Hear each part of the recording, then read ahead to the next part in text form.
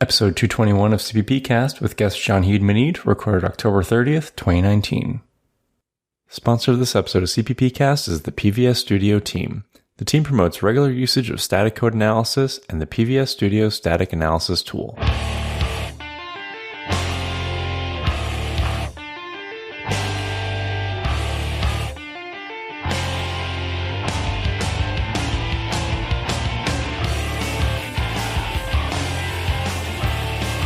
In this episode, we talk about the pros and cons of breaking C++ ABI. And we talk to JeanHeyd Meneide. JeanHeyd tells us about his efforts to get proper Unicode support into C++ and much more.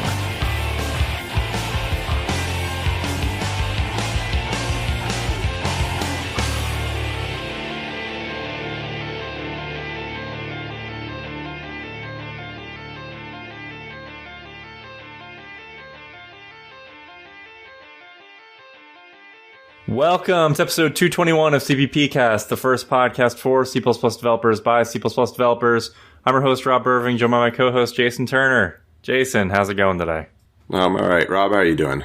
Doing good. You finally over that cold? No, not completely. It's only been 2 weeks, and it'll be fine. Yeah. We were just talking about how a guest we had on a couple weeks ago, Jerry Ellsworth, just finished up her Kickstarter. Right. So. And met her third stretch goal right in the final minutes, I think, actually. That's awesome. Yeah, it started off, they were looking for, 500,000, and it went up to over 1.7 million? Yeah, and that third stretch goal means that it's going to include 5 more free games or something like that. It's pretty cool. I did not buy the Kickstarter, but I am definitely looking forward to that coming out and hopefully getting my hands on it sometime. Yeah, I also did not buy it, but I did see tweets from several people and messages on Slack from people who heard about it here and decided to go for it. It's pretty cool. I look forward to seeing how it is when it is more available. Yeah. Yeah. Cool. Well, that's time for episode 3 piece of feedback. This week we got a tweet from Andrew saying, "Hi, Rob and Jason. I've been reading lots about ABI lately and catching up on CppCon talks and enjoyed this video, which is a link to a talk Louis Dion did on C++ ABI at CppCon 2019. And this post on Reddit, which is an article that we were about to go over in the news section, actually, and said it would be great to have Titus and/or Louis to talk about ABI on the show, especially the challenges, benefits, drawbacks of breaking C++ ABI with a future release. Love the podcast. Keep up the good work." And yeah, I think we briefly mentioned the C++ ABI with Nevin last week, but we've never had a show dedicated to discussing the ABI, and definitely not, talking about the, potential drawbacks of breaking it. Right. Yeah, we haven't. And, I've got some more comments once we get to the news item, too, about this. But, yeah, it's interesting topic. Yeah, I definitely think we should follow up with this and maybe do an episode devoted to it. Okay, well, we'd love to hear your thoughts about the show. You can always reach out to us on Facebook, Twitter, or email us at feedback@cppcast.com. And don't forget to leave us a review on iTunes or subscribe on YouTube. Joining us today is JeanHeyd Meneide. JeanHeyd is a student at Columbia University in New York. Most of their programming is for fun and as a hobby, even if their largest open source contribution, Sol 2, is used across many industries. They are currently working towards earning their own nickname, climbing the academic ladder, while spending as much time as possible contributing to C++ standardization and development. Their newest and biggest project is Unicode for C++. They very much love dogs and hope to have his own in a year or so. They also like TWRP's Feel Pretty Good from the album Together Through Time. JeanHeyd, welcome back to the show. Thanks, Rob. What earning your own nickname? Yeah, I forgot to actually mention your nickname. I'm just trying to make sure that I can become a PhD, because I have the nickname The PhD, so, I gotta eventually get one, so people can actually call me doctor, or, not be like, "Are you a PhD student?" I'm like, just working on it, still working on it. But yeah, it'd be nice to, formally earn that name, amongst my peers and be able to kind of cash in on that a promise I made for my future. So I think you were you already a student at Columbia when you were last on the show? Yes. So I am taking, I guess, a bit of a gap year, basically to make sure I, clean up a couple things in my life and, monetarily wise, so I can go back to school and finish up the last part.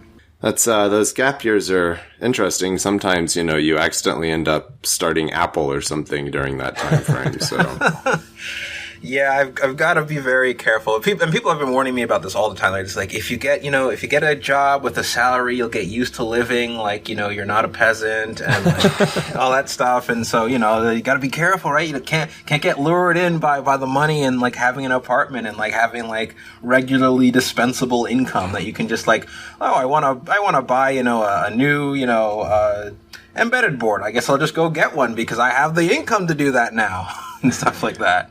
Or things like, I haven't eaten ramen in 6 months. That's weird. Yeah, stuff like that. Very cool. How long are you on the academic ladder? So I just have one last remaining semester. Okay. Oh wow, that's great. After that, I'll have my bachelor's, and then I'm going to go for a master's PhD program, hopefully in research and what I was supposed to be doing, which is vision and graphics, which I haven't been doing a lot of lately, mostly because I've been stuck doing like Unicode and compiler stuff and all this other stuff that's like not at all related to what I went to school for and what I wanted to do. So what is your actual curriculum that you're in right now?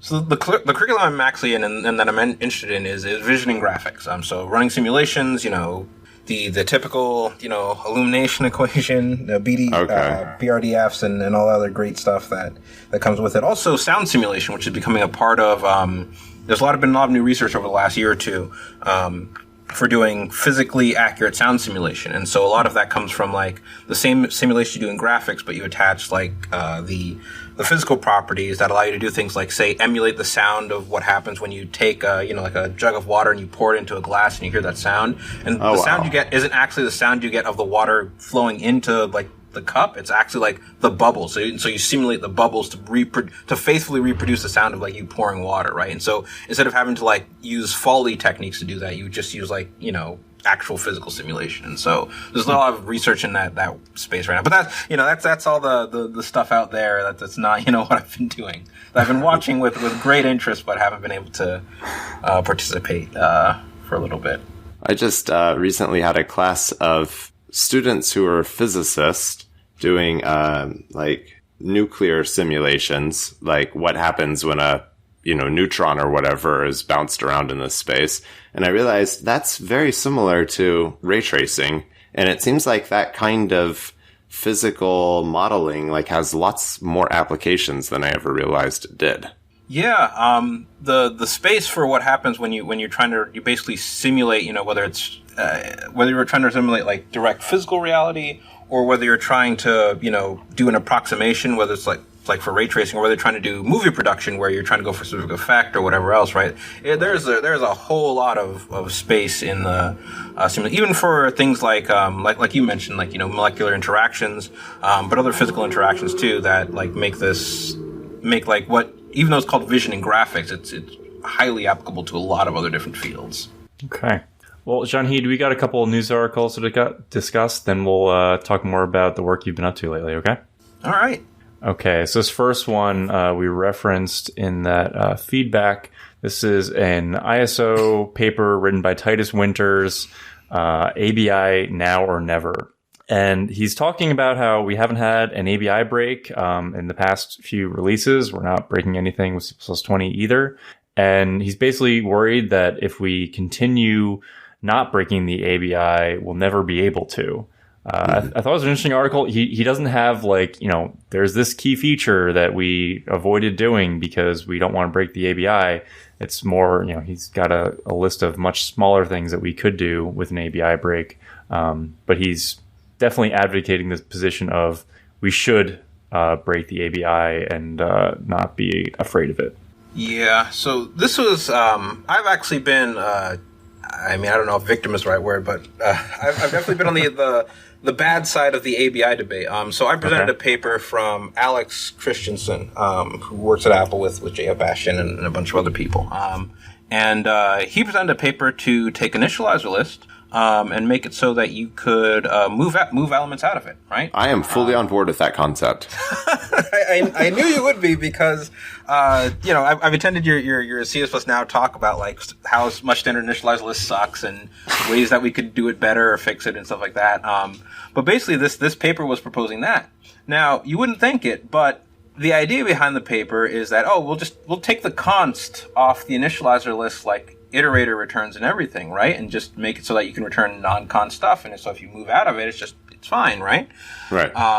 The problem with that is that if you were to have a library that takes an initializer list at like an API boundary, right? So you have a function foo, it takes an initializer list of, like unique, not unique pointer, but of stood string, right? Mm-hmm. Okay. You have that function, you compile it with this new code. Say this was approved and this went into CS+ like 20, right? And so we have this new initialized list, you can move out of it, CS+ 20, right? You take an initialized list on an API boundary, right? And you move the elements out of the initialized list into like your vector or whatever, right? You then have an older library that's from like say CS+ 14 or 17 that creates this initialized list, right? That creates this initialized list filled with strings, and passes it to, this function. If you were to do that in a loop or something else, what would happen is that you would break the old application that passed you this initialized list of strings because your C+20, like DLL or whatever, moved elements out of this list, but the C+14 application wasn't expecting this, right? So it doesn't recreate the strings, it just keeps reusing the same old stores that you've already moved out of. And so instead of getting the behavior where you have your string is copied into this thing like multiple different times, you end up in a case where you pass it once, it moves everything out, and then you're just copying like a bunch of like empty moved from strings over and over again. Yeah, and so that's and this is the kind of thing you run into with ABI, right? So long story short, that paper died. That paper died in San Diego, which sucks. Because it would be an ABI break. Yeah, because it'd be an ABI break, right? So if we implemented this paper, we put it in compilers today, we wouldn't be able to reconcile the fact that we have all these initializer lists that depend on the fact that it's copies only, not moves, right? And we just like totally destroy all of that code. And that's the problem, right? And you would think that doesn't affect a lot of things, but I've started to keep my ear to the ground for a lot of different libraries, like libc++ and libstudc++ was the GCC standard library, and just like the number of things that like affect ABI is just like astoundingly high. So for example, there was a change that somebody wrote for, I think it was one of the iStream iterators, right? And so there's a difference between the size of the struct that derived from these things in C++ 11, 14, and 17 versus or 11, 98, 11, 14 versus 17. Now, this bug kind of wasn't detected for a very long time, and like Jonathan Wickley only found it now, but the fact that we can't change the size of this like struct thing means that anything that you pass through an API layer needs to be stable, right? So you can't change. So Jonathan Wickley couldn't make the changes that he was going to make, or that had already been pushed to the code base, because that would change the size from being 24 to 16, and because of that, that would change the way GCC passed it on the stack to the function call, right? And by doing that, that breaks ABI, right? And so it's just all these little things, right? That just like completely destroy like the whole way that old code that, say you pulled it from a, like apt or something, right, on Debian or whatever, or you got some precompiled code and you put it, on your paths or whatever to work with it in Visual Studio. All of that code and all those things break in the face of ABI changes. And so these are the kinds of things that I think that Titus is talking about in his paper, right? And there's a lot of things you can do to get around it, but there's also sometimes not a lot of things you can do to get around it. And it does accumulate a lot of performance penalties. It does accumulate a lot of fixes and changes that you just can't do. And it's incredibly limiting, to have to stare down the barrel of ABI, for C++. And the irony, if I understand it reading this article, is that the standard doesn't technically say anything at all about the ABI, and the standard committee doesn't have any specific direction. They just kind of, quote, avoid doing it. Yes, exactly. And so what happens is that people can propose papers and a bunch of different ideas, and the committee could say, like, oh, yeah, we like that. But then what usually happens is an implementer looks at that paper, sees the implications of an ABI break, and says, oh, no, this is an ABI break. And then everybody votes it down. I actually had that feeling, right? 'Cause I was talking about that at the initialized list paper. I was in the room, like, I know I had a presentation and everything. I was really selling it. I was like, this is going to be great. It allows all these different code, it makes everything better, right? And everybody was like, people were nodding their heads, like I was feeling good. And then one person raised their hand and says, this is an ABI break. And just the whole thing was just hosed from there. Wow. Yeah, and it has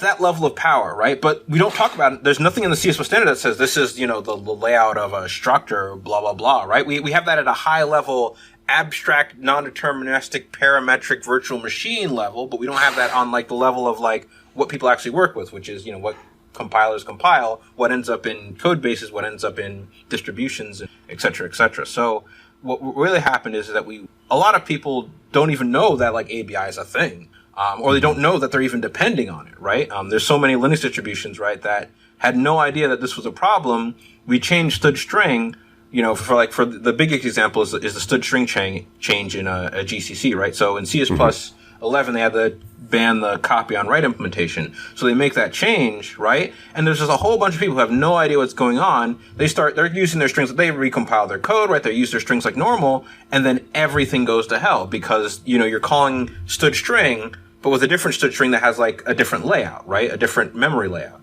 And so you pass these DLLs, these compiled functions, right? Like shared objects are like the basis of any Linux machine, right? So you have all these system components, right? These very important critical components that are taking a std string that are just broken now, like completely irreversible. The thing links fine, it etc., but like it just breaks, right? And so this is like the thing about ABI, and that it's very expensive and very costly to break it if you have users who for a very long time expected you or just implicitly relied on the fact that things just magically worked. Yeah, the Titus's paper here says that he conservatively estimates it would cost engineer millennia to do an ABI break across the C++ ecosystem.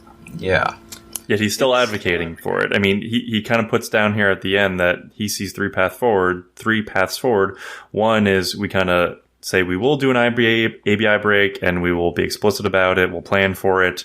Two is we'll explicitly avoid ABI breaks, and we'll be more clear about that. Or three is to kind of do neither and continue, the current course, which is, people make a presentation like you did, JeanHeyd, and it'll probably just get voted down when someone realizes there's an ABI break. And I'm just kind of curious, where do you fall with these three options, JeanHeyd, as someone who goes to the standards meetings? Oh boy. So recently I've started to get into like contributing some stuff to like the libstd C++, and I might want to do some stuff for libc++ and et cetera, et cetera. And in watching the bug tracker fly and all the issues related to like ABI certain things and things like that, right? I've gained quite a degree of sympathy for stability. Mm-hmm. But I don't use C++ for stability. I use C++ because it's the fastest thing I can use, because I can make great abstractions that perform at the same level, if not better, than handwritten code, right? Like that's everything I'm about, right? So for me, I'm absolutely on option number one, which is decide that there's going to be an ABI break. Let everybody know beforehand, give everybody ample. I think one of the biggest reasons that this was a problem was because nobody saw it coming. Or that the people who did see it coming weren't able to effectively communicate with the community, listen, this is going to break. And this is also kind of part of why number 3 is a really bad choice to make, because just having that silent assumption that everything's going to keep working is a severe problem, because you'll never be able to like communicate to people who make new proposals or who brings things to the committee, right, that this is going to be an ABI break. So rather than just them like figuring out a design that's better off the bat, right, you waste cycles, right? So somebody makes a proposal, they come to the committee, like, I made this great proposal, right? And people are like, oh yeah, that's a good idea. And then an implementer shows up and says, that's an ABI break. And then like the paper stops, so they have to go backwards, right? And so there's a cost in, if we sit around and don't make any acknowledgments or don't make any choices. If we pick option number 3, we end up in a really bad place where we'll be wasting a lot more of everybody's time. Option 1, of course, is what I want, because performance and speed and all the other good stuff, right? I always want to be able to make changes. to the things that I've written. Like if I was stuck, like say for a library like Sol 2, if I was stuck on the version 1 implementation, there's no way I would have been able to beat the performance of every single other library out there if I was stuck on the version 1 performance, right? For ABI reasons, right? I absolutely broke ABI to fix things, right? And I expected that people would recompile their code or whatever else. And I'm lucky because like my code would be used in an application layer, not necessarily like a middleware or a library layer. So in that case, I was kind of lucky in that I could make an ABI break and nobody would really complain.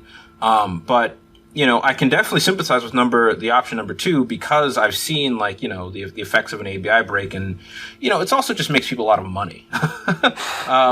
If you pick option number 2, right, like Corporation X will know that, okay, well, I can buy a contract for 10 years and everything's going to be great, right? And, I think that's, obviously this is hearsay, but I think this is probably why, Microsoft kind of doubled down on picking an ABI. I think, what was it, Visual Studio 2017, that release is the one that they made ABI stable, and they have like a huge number of bugs they can't fix in later versions because they decided to double down on ABI stability. But I think they're planning to break the ABI, I thought, though.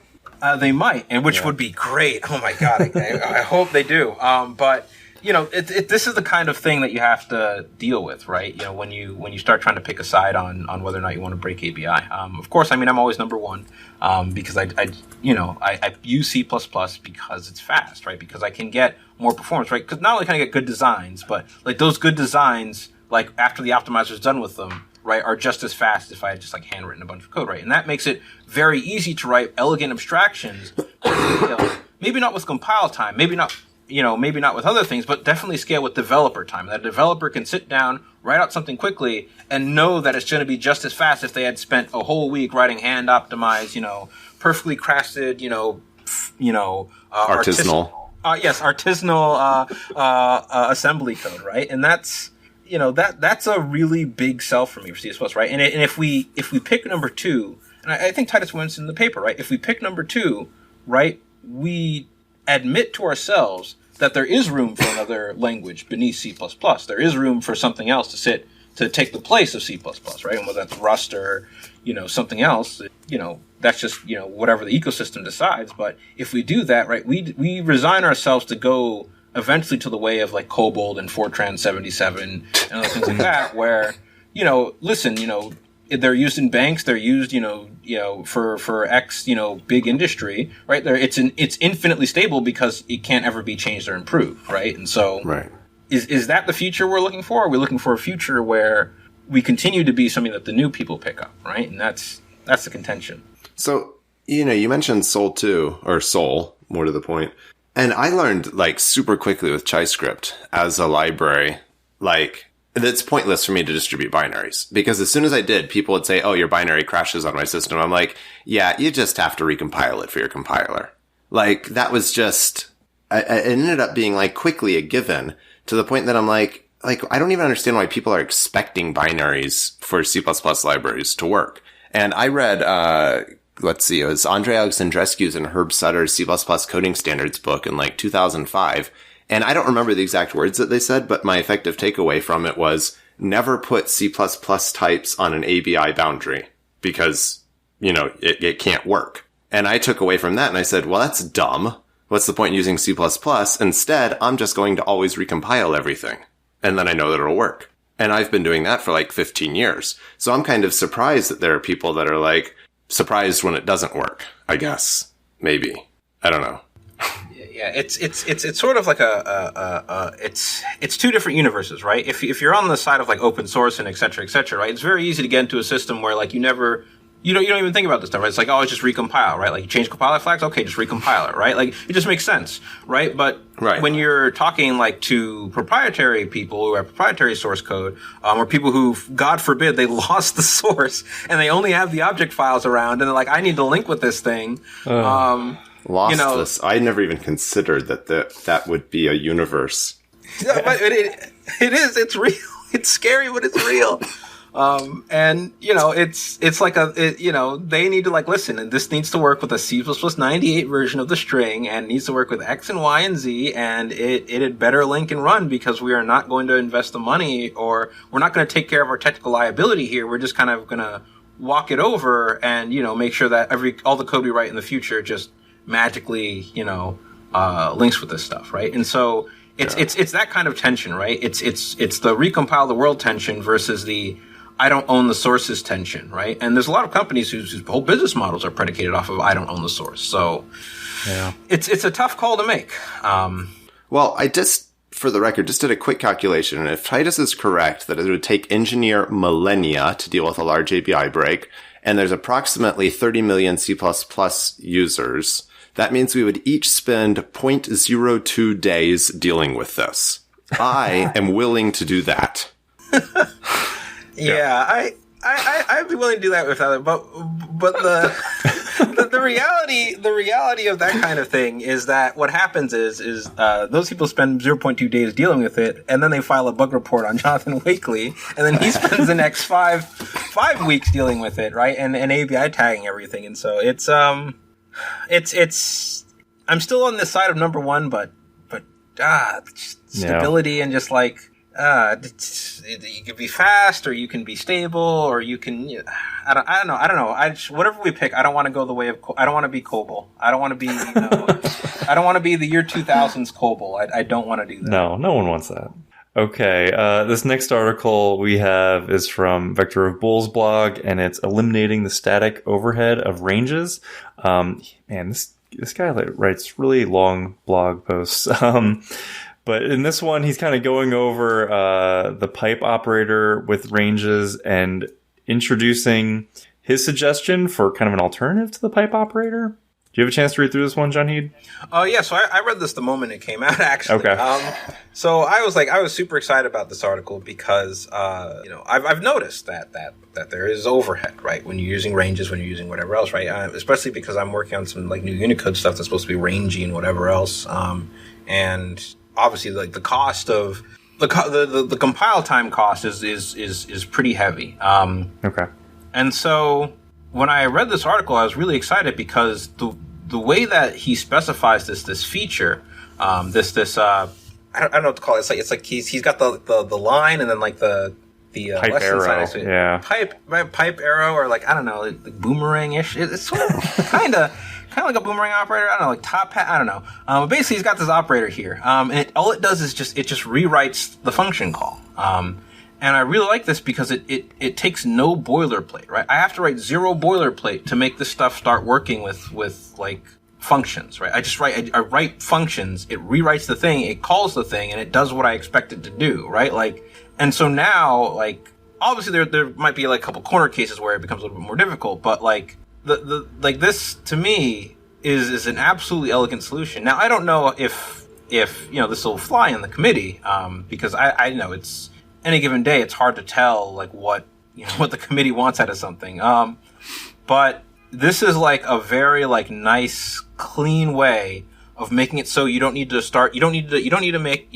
really define like callable, what do they call it? CPO object, callable, customization point object, sorry. And a bunch of other stuff that's like in the standard, like to support like this, the like having these pipe operators and everything else and making it work the way you want it to. And so I'm really happy with like the article and the solution it presents and everything else. I definitely want something like this. There's also, I believe, Isabella Moreta also wrote a proposal for some of these operators, but I think Vector Bull's the way he writes the operators is different from the way that Isabella Moreta's paper. In Isabella Moreta's paper, it's literally just like an operator you can overload. So of course you might need some boilerplate and other things to make it work. But in the case of Vector Bull, it's literally just a syntactic rewrite. So maybe easier to implement, maybe easier to deal with. I think you could get the same benefits from what Vector Bull talks about here in his eliminating the static overhead article by using Isabella Moreta's paper. But I mean that's like a lot of like template instantiations of an operator to like do the same thing, where this would be baked. This looks like it's baked directly into the compiler, which is infinitely faster. Just throwing that out there. It's if you do something in the compiler versus through a bunch of templates and operators, it's always going to be infinitely faster. Maybe I'm missing something, but I think there's a missed opportunity here to allow it to also rewrite dot call syntax And then it could be a back-end way to having universal call syntax, opt-in ways. You mentioned the proposal, the one that people try not to talk about. Yeah, but we're not doing that proposal. This is an opt-in. You could say S, do this thing, and it's either the first parameter if it's a free function, or it's the left-hand side of the dot if it's not a free function. And I think that would be a nice way to do it. Although overload resolution. Oh, yeah, overload resolution becomes fun, right? Like, how do you determine whether the member function call is better than the free function call and stuff like that? And so it gets hairy pretty quickly. But I mean, I let the record show that Jason said it, not me. He brought up the universal function call syntax. But that would be something that you could do, for this. But I'm still kind of just more on the foot that I like the fact that it's just a rewrite of what pipes would be, and that it's a very elegant and nice rewrite of what how pipes work in ranges like that. Okay, so we have this last article, or second to last article, the case for C++. Yeah. And this is written by John Murray and he's basically kind of going over what's been happening in C++ over the last few years. If you're a listener to this show, there's nothing really new to us here, but this article is definitely aimed at people, outside of the C++ community, just letting them know what's been going on in C++ and that, shouldn't be afraid of this language if you were previously. Oh, and we get mentioned. Oh, are we? I didn't see that. We are an amazing weekly podcast. I didn't see that. I did see that mention the Include C++ group. They go over tooling and analyzers. So definitely a nice post, but kind of aimed at developers using other programming languages. Yeah. And then last thing is C++ on C has its call for papers open, right, Jason? Yep, call for papers open until the end of November, I believe. And the link that I have in here doesn't actually say when it ends. There's on the main CPP on C.uk website tells what the dates are. Okay. So get your papers in. The conference still isn't until 7th of June, but Phil's getting things started early this year. So end of November is when the call for speakers ends. Okay, great. I might have to actually submit for that one then. Yeah. So I guess for our listeners, and for you, JeanHeyd, if you didn't know this, this is one of the conferences that does pay your travel expenses. So, woo! Yeah. And June in Southern England should be much nicer than February in Southern England, as it was last year, nearly completely fogged in for the whole conference, which, has its own certain British charm to it, but being able to see the ocean would have been neat also. Yeah. Like, it was physically impossible to see the ocean for much of the time that I was there because the fog was too thick. Yeah. I guess it gives kind of like an atmospheric. Maybe that would have been good in like Halloween time, It's like the atmosphere, like this fog everywhere. Like, hang up some lights and play some spooky sounds while people walk into the conference or something. Well, and honestly, walking to and from the conference venue in the morning and evening with the darkness, with the lighthouses and the thick fog through, it was actually, it was a special moment, but it would be neat to see the place as well. Yeah. Yeah. The sponsor of this episode of CppCast is the PVS Studio team. PVS Studio is a tool for static application security testing. It is designed to detect errors and potential vulnerabilities in the source code of programs written in C, C++, C#, and Java. For those who've repeatedly heard in the podcast about the tool, but never tried it, there is a reason to do so. When requesting a license, write the hashtag CppCast and receive a trial license not for a week, but for a whole month. This will allow you the time to get a full picture of the analyzer by using it to check your personal and work projects.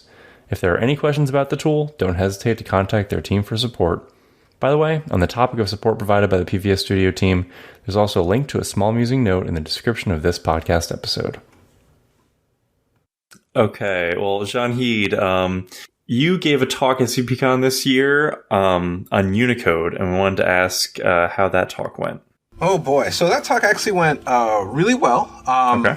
I think I was able to kind of not only illustrate why C++ is really, C++ and C are really bad at handling Unicode, but also kind of present an API that I think a lot of people definitely agreed with was like the right way forward, right, for C++. And obviously that's hard to do in a talk, so I think I did a decent job. I had people from like STL was there, and he actually came up to me and he said that was a great talk, and he actually saw like the design merits and everything of the library. And so like at a moment, like I was standing up there, so, and I had my suit on and everything, right? So I had to like pretend like, I was like calm, cool, and collected, but like I totally like squealed when nobody was around that STL came up and said he liked my talk. So that was, oh man.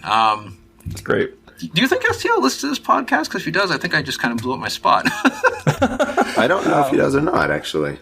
Ah, Jesus. I'm not sure. Okay. Well, okay. Hopefully, like, kindly skips over this part of this thing. I don't know. It'll be fine. It's fine. But I really think it went really well in that I was able to very much sell the infrastructure and the design and what it was all supposed to be doing. And so now what I've gotten into, after having finished the talk and everything and gotten pretty good feedback and all of that, I've basically started moving forward with an implementation. Because this is the kind of thing that covers so many different use cases and involves so many different kinds of people that you definitely don't want to this isn't something that you can bring to the standards committee and be like, well, time to standardize this, let's get it done. I need to produce an implementation. It needs to have, it needs to be pretty sound, right? At least in this design aspect, right? Performance and stuff like, I always do stuff that's high performance. So of course I'll optimize the hell out of this. But I need to make sure the design is sound and everything else. I've gotten good feedback from people who work at Mozilla Firefox, or work for the Mozilla Corporation, but who work on Firefox. I've got feedback from people from Bloomberg and a bunch of other people who have seen the proposal, have seen the talk, and are pretty much like, yeah, this is kind of like this is definitely the direction that we should be heading in for Unicode, for C++. So that was, it was pretty exciting.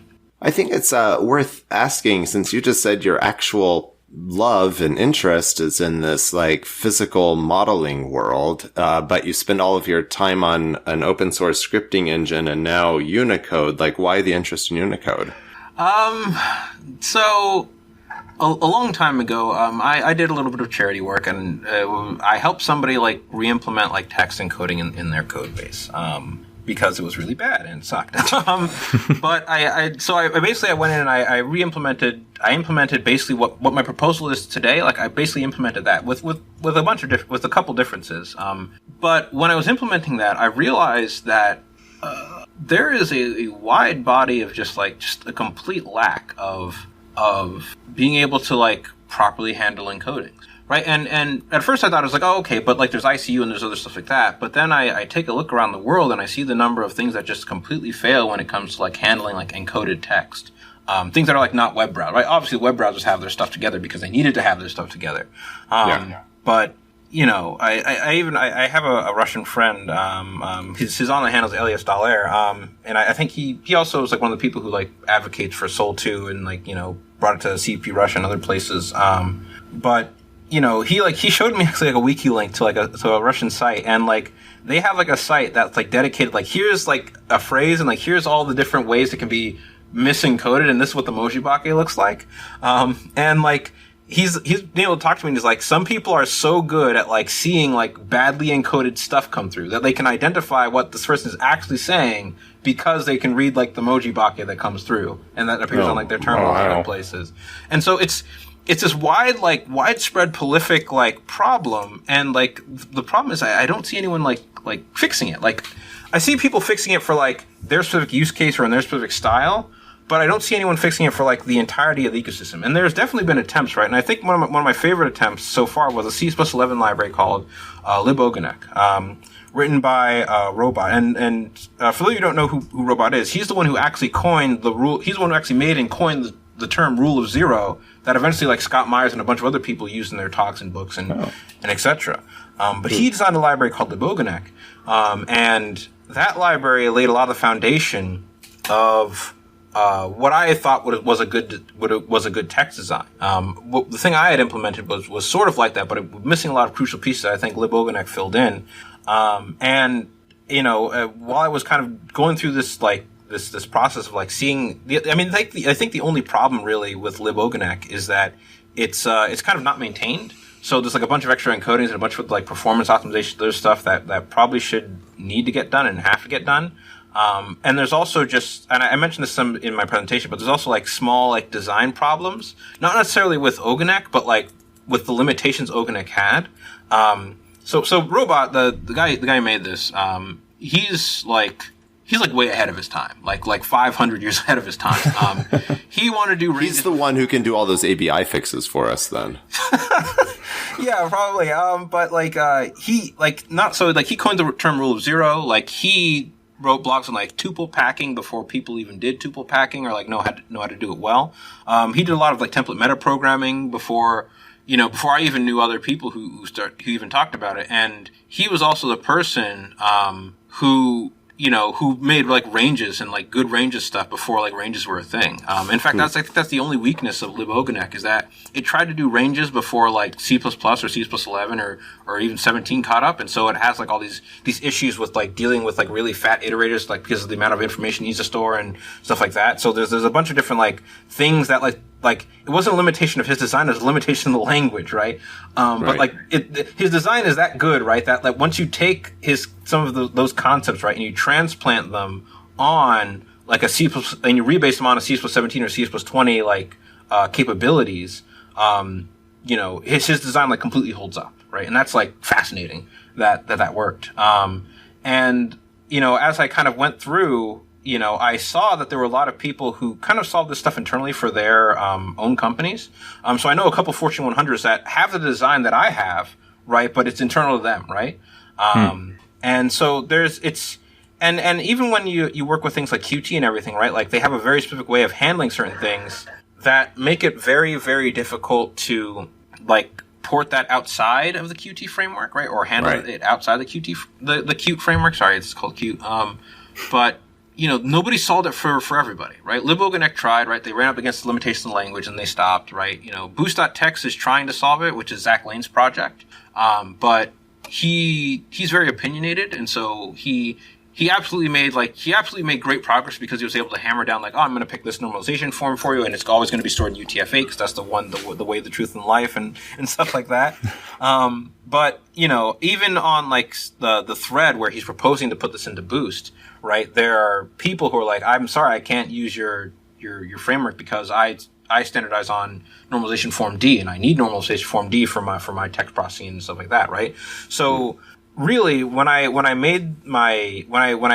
originally thought like I'm going to see if I can like spend a year off working specifically on Unicode and C++, I'm thinking of like all the people who have all these requirements that like current solutions aren't meeting, and realizing that it's kind of a super fundamental problem because like we can't like it's C++, like C++ and C, like the lingua franca systems programming languages, right? That everybody uses to talk to their embedded devices and networking and all these other like different applications, right? Like these things can't handle like other like not English, right? And that's like really bad, and so we're living in a world where like fundamentally, like we have a systems programming language that's used everywhere, but doesn't accommodate people's languages and cultures. And like that to me is like, that's like super unacceptable to me, right? Like, when I worked on Sol 2, like it was kind of still low stakes because it's like, if somebody doesn't like it, right, they can make their own Lua framework or whatever else, right? And stuff like that. Right. But like, this is like fundamental, right? Like we should have solved it. Like I'm actually kind of like a little bit annoyed that like I'm working on this problem in 2019 because like I shouldn't be working on this problem in 2019. This should be a solved problem. We should be working on like all the other stuff, right? But like, and so really like if you want to see something done, you have to do it yourself, right? So I'm going to do it myself, right? I'm going to make a design that's flexible, that works for different code base, that works for both companies and individuals, that make it so that people can work on the systems level, right? And then on a systems programming level, you can have something that supports your languages, your use cases, and things like that. Yeah. So you sound like you're being pretty aggressive about this plan. I mean, are you hoping to get Unicode support in to C++ 23? Yes, absolutely. I do not expect this to take more than 3 years, and I don't plan to work on this to take more than 3 years, which is hyper ambitious. But for C++ 23 specifically, what we need is a good transcoding solution, right? Going from UTF-8 to whatever, or going from whatever the magical locale-based encoding of your system is, whether it's like, Windows 1252 if you're on a Windows machine, or Shift.js if you're, if you're in Japan, or, EUC JP if you happen to be on an IBM machine with a specific locale set, and you're using WCAR-T. It's a mess. I need to fix transcoding, right? And on top of when we have transcoding, right, when you can get from like the implementation defined black box that is whatever your string literals and whatever encoding comes from the system is, to a well-defined encoding like UTF-8, UTF-16, UTF-32, or whatever else it is, that is what will enable you to basically go from there and stack all the Unicode algorithms on top of that, right? Because you'll have a well-defined way to go from whatever your encoding is to Unicode code points. And once you have code points, you unlock all the rest of Unicode, right? And so for C++23, I'm absolutely dedicated to getting a solution to transcoding, right? To being able to go from some blob of text to UTF-8 or UTF-16, UTF-32 in the standard. And that is pretty much going to be my mission for the next 6 months to a year. To help with that, I've set it up, I already have a Patreon, but I basically also on GitHub sponsors, and I'm going to be reaching out to companies and individuals, trying to see if I can get a small degree of sponsorship so I can really work on this full time and get it done and basically solve this problem for everybody in the community. Because it really is a shame that the primary systems programming language just can't handle like fundamental things that we all that most people would just kind of expect out of the box right now, right? C++ is the only production level language that doesn't solve this problem, right? Which is, not only is it kind of a shame, but it's also just like really bad, right? Especially with the use of C and C++ in so many different places. So hopefully I can get sponsors and people will contribute and this will be a thing. And so I'll be able to work on this full time and solve it. And, I'm really looking forward to kind of tackling and solving this problem and kind of like making it so that it isn't a thing where we have to be like, oh, well, how do I support Unicode in, 2020? It's 2020 and I still don't know how to do Unicode stuff, right? And so really by the end of 2020, I want the implementation out there. I'm going to be progressing with the papers and all that other stuff. So how are you getting interest so far already on your Patreon and you said GitHub sponsor pages for this project? Yeah, so I have some interest, and there are a couple of people who sponsor me, but they've mostly been individuals with like $5, $1 donations, stuff like that. That doesn't pay the mortgage, no. No, it doesn't. I have reached out to a couple different sponsors. I've had some interest, but then some fell off. I have a couple additional corporations that might be interested in this. So I've sent out emails, and I'm kind of just like waiting to see what they say. But I definitely haven't been doing a lot of the advocacy besides what I said at my CppCon talk. So this is kind of serving as another like advertisement that if your company is interested in having Unicode solved for all of C++, and not only C++, but also C, then please reach out to me. I'm absolutely looking for sponsors. I'm absolutely looking for people to help me tackle this problem and get it done within a timely fashion. And hopefully this is something that we can get done for both the C and C++ world. Awesome. We'll absolutely put a link to the Patreon in the show notes. If someone wants to contact you directly, like to get their company involved, how would they do that? So they can use it in any way they want to. But usually the primary way is through email. So that's, PhDofthehouse@gmail.com. If somebody even sends me a DM on Twitter, I'll be more than happy to respond. Definitely via email. If you have my resume, you can probably send me a snail mail letter as well, but I don't know why you'd go that route when email's available.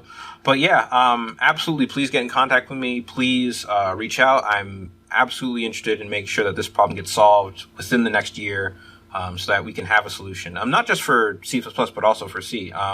I attended the WG14. That's the formal name for the C Standards Committee. They had a meeting in Ithaca, New York, actually, this past week. And so I attended and actually presented a paper to fix some of the transcoding issues, not only at the C++ level, but at the C level. And I received, I can't say that, I guess, the actual straw poll numbers, but, nobody voted against it. So I have, great. It was, I have pretty much not only support to have the old, like, null terminated style of conversion functions, but also to add sized ones, right? That actually take a size parameter. which is very important because with a size parameter, you can safely SIMD through an entire range without having to check for a null terminator, without accidentally running over the edge of a buffer and creating a security vulnerability. So I was very glad that they voted both the null terminated and the size versions in, because that enables performance and a bunch of other stuff. So I'm really glad that even the C committee recognizes that, like, yeah, we need to solve this problem, and it would be nice if we do this sooner rather than later. So that's pretty cool. So you mentioned, again, GitHub sponsored. Do you currently have a GitHub project up that people can look at? Absolutely. So if you go to the, I believe it's just github.com, and you go to my name, there's a little button with a heart called that says sponsor, and you can click on that and it'll take you to my sponsor page. That sponsor page has a full list of all the potential things I'm working on, but it also has a link to my portfolio on text that lists, like, not only how much I've accumulated as far as like cash flows, but also lists, like, in explicit detail, like, these are all the things I'm going to do given the funding to get them, right? And these are the stretch goals, things that are like extra. These are the things that are that are core to the fundamentals, right? Potential backporting to CS+11 if you still need a solution for that kind of thing. So it's a very full listing and offering of everything I'm going to do.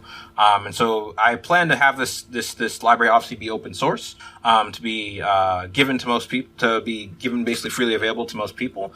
And so the whole point is to make it so that this gets done as fast as possible. It's open source as fast as possible, and that everybody can kind of benefit, so that we can stop working on, like, transcoding utilities and start working on the really fun stuff, which is like, I have an application that needs to do X. I want to work on X, not Unicode, right? And stuff like that. Okay. I wanted to go back to what we had you on originally a year and a half ago. I think we're mostly talking about your StandinBed proposal. Have there been any updates with StandinBed since then? Oh boy. So StandinBed was the reason I wrote StandinBed in the first place, right? Well, even if I'm even remembering back to when I was on CppCast before, what I had said was, oh yeah, this is like the non-controversial, simple, easy, should get through in a meeting or two paper, right? Mm-hmm. Not the case. I think this is going to be, by virtue of my first paper, this is also my longest open paper, and it's still open. I ran into some snags, right? Where what basically happened is that after the Rapperswil meeting last year, in the summer, a bunch of, like, the build people and the tooling people, like, were upset at the state of modules and, like, all how that was all going, right? And I think you remember, like, some of, like, the articles and like the Reddit fires that started and stuff like that. But basically, they showed up at San Diego, right?